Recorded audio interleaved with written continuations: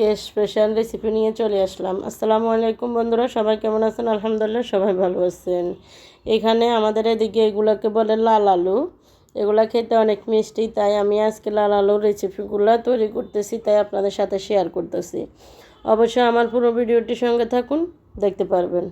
দেখতেছেন আমি আলুগুলো কুটে নিয়েছি, এখন পিস পিস করে নিয়েছি, উপরে একটু লবণ ছিটিয়ে দিয়েছি। এখন তাবার মধ্যে একটু তেল দিয়ে দিচ্ছি। এভাবে আলুগুলা ভাজি করে খেতে অনেক স্বাদ, এবং কি 5 মিনিটে হয়ে যায়, এটা 5 মিনিটের রেসিপি। তো এভাবে আমি আলুগুলা ভাজি করতেছি। তো সিদ্ধ করলে অবশ্যই এগুলা সিদ্ধ করেও খাওয়া যায়, সিদ্ধ করলে শরীফে খেতে চায় না, তাই তাকে আমি ভেজে করে দিচ্ছি। তো এই আলুটা অনেক সুস্বাদু এবং কি অনেক ভিটামিন। দেখতেছেন একেবারে সফট আলু সিদ্ধ হয়ে গিয়েছে। তো এইভাবে আপনারা বাসায় ট্রাই করে দেখবেন। তো বন্ধুরা, পুরো ভিডিওটি যদি ভালো লাগে একটা লাইক একটা কমেন্ট করে দিবেন, পেজটা ফলো করে দিবেন। ধন্যবাদ।